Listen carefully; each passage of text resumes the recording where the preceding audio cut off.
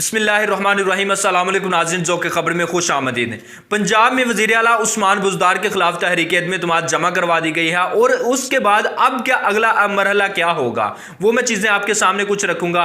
हामिद मीर साहब के कुछ ट्वीट्स हैं वो आपके सामने रखूंगा और इसके अलावा अरशद शरीफ साहब ने हामिद मीर को जवाब दिया, क्या जवाब दिया वो मैं कुछ चीज़ें आपके साथ शेयर करूंगा। नजम सेठी के कुछ ट्वीट्स हैं और उसके अलावा रात की एक मुलाकात का अहवाल और अब की एक मुलाकात का अहवाल, कुछ देर पहले जो मुलाकात हुई है वो तमाम चीजें मैं आपके साथ शेयर करता हूं, साथ रहिएगा।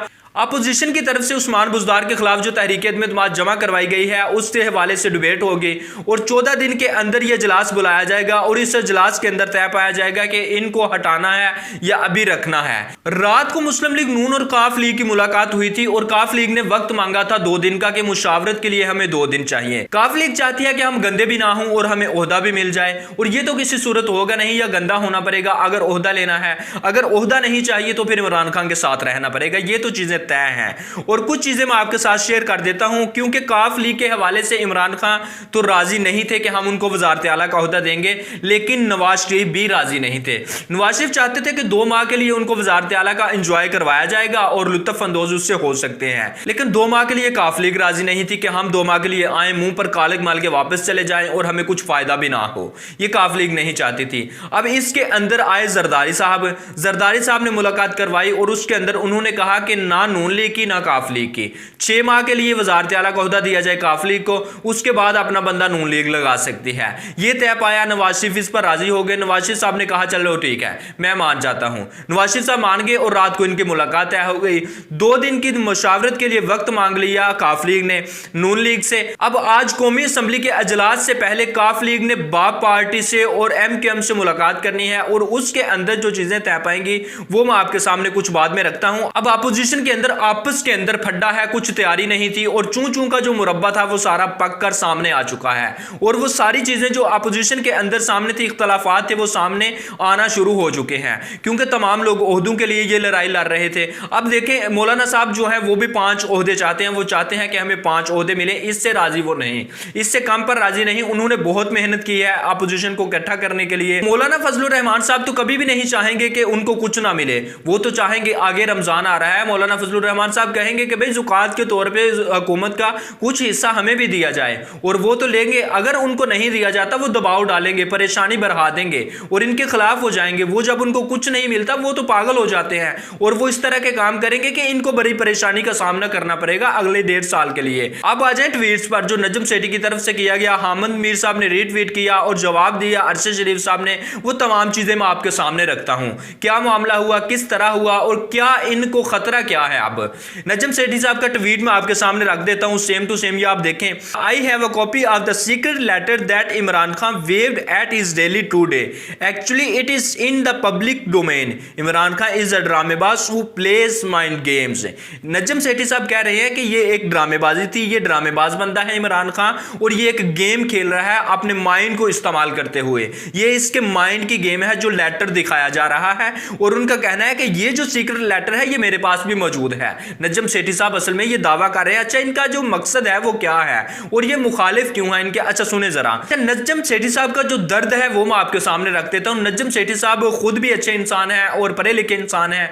इनकी बीवी जो है जुगनू मोहसिन साहबा वो MBA हैं और आजाद उम्मीदवार, आजाद कैंडिडेट थी, उकारा से इनका ताल्लुक है। बड़ी अच्छी इंसान है, बड़ी ही अच्छी इंसान और पढ़ी लिखी खातून है, सहाफ़ी हैं, कॉलमनिस्ट हैं और बड़ी अच्छी खातून साबित हुई हैं अपनी जिंदगी के अंदर और बड़ी कामयाब खातून साबित हुई हैं। अब जब इन्होंने इलेक्शन जीता तो तमाम आजाद उम्मीदवारों को कुछ ना कुछ दिया गया था मौजूदा हुकूमत की जानिब से, कोई ओहदा दिया गया था, किसी को वजारत दी गई थी, हुकूमत का हिस्सा बनाया गया था, लेकिन जुगनू मोहसिन साहबा को नहीं बनाया गया था क्योंकि ये नजम सेठी साहब की बीवी थी और नजम सेठी साहब पे इल्जाम लगता था 35 पंक्चर का इमरान खान साहब लगाते थे। अब उनकी कुछ मुखालफत भी थी इसलिए वो इस तरफ आए ही नहीं थे।